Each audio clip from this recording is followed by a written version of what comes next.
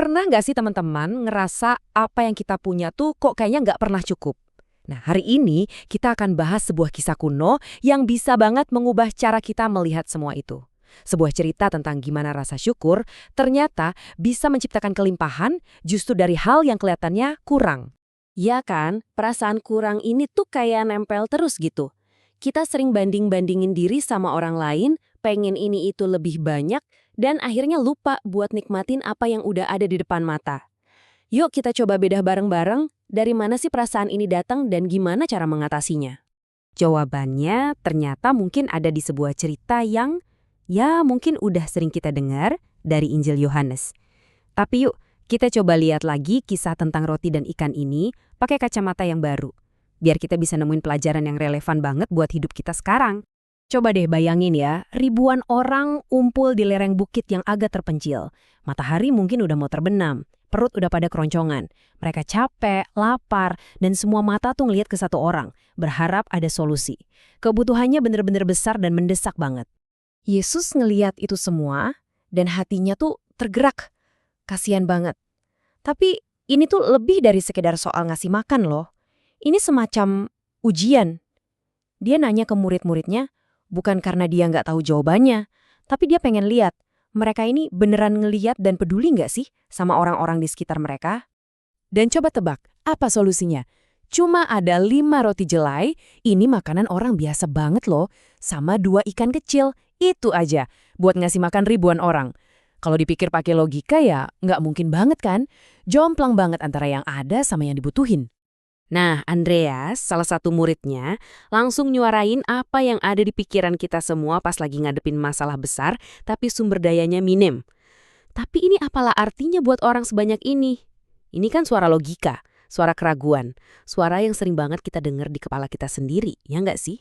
Tapi justru dari situasi yang kelihatannya mustahil inilah kita bisa belajar 3 hal yang luar biasa tentang kelimpahan.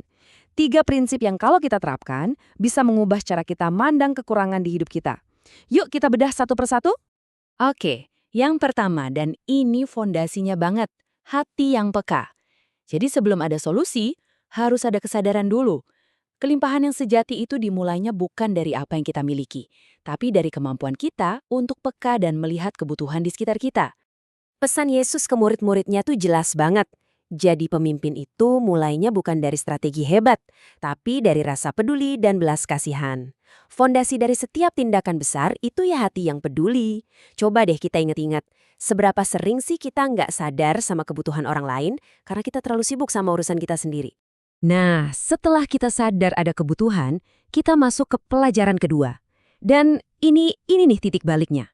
Disinilah keajaiban itu dimulai, bukan dengan tindakan hebat, tapi dengan sikap hati yang benar. Perhatiin deh momen penting ini. Yesus ngambil 5 roti dan 2 ikan yang cuma segitu. Terus, dia mengucap syukur. Bukan setelah semua orang kenyang ya, tapi sebelumnya. Dia bersyukur buat apa yang ada di tangannya, sekecil apapun itu, sebagai awal dari kelimpahan. Dan disinilah kuncinya teman-teman, rasa syukur itu yang mengubah kurang jadi cukup. Karena bener deh, tanpa rasa syukur, dikasih berkat segunung pun rasanya bakal tetap kurang. Kelimpahan itu bukan soal seberapa banyak yang kita punya, tapi seberapa dalam kita menghargai apa yang udah ada. Dan sekarang kita sampai di pelajaran ketiga. Ini bagian yang sering banget kita lupain setelah kita dapat berkat. Ini bukan cuma soal gimana dapat kelimpahan, tapi gimana kita ngejaganya.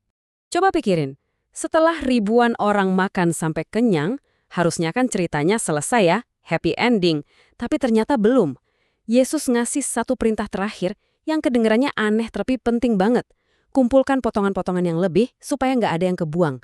Disinilah pelajaran puncak. Nah, ini yang menarik. Coba perhatiin pilihan katanya yang spesifik banget. Yesus nggak bilang sisa makanan. Soalnya kata sisa tuh kesannya kayak sampah ya kan, sesuatu yang nggak ada harganya lagi. Sebaliknya, dia bilang potongan-potongan yang lebih. Ini bukan sampah, ini tuh bukti kelimpahan. Sebuah bonus dari anugerah Tuhan.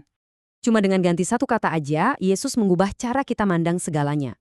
Apa yang kita anggap sepele, yang kita anggap sisa, itu sebenarnya bukti berkat yang harus dihargai.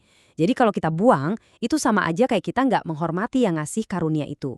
Setiap berkat, sekecil apapun, layak buat disyukuri dan dimanfaatin.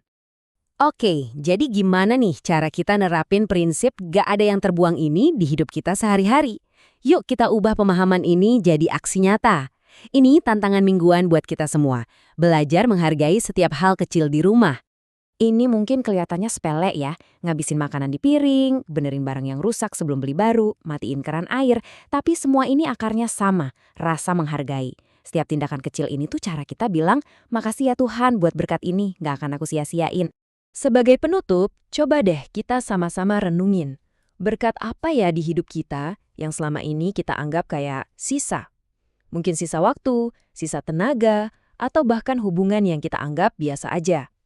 Yuk kita coba lihat lagi semua itu bukan sebagai sisa, tapi sebagai potongan yang lebih, bukti kelimpahan yang nunggu untuk kita syukuri. Terima kasih.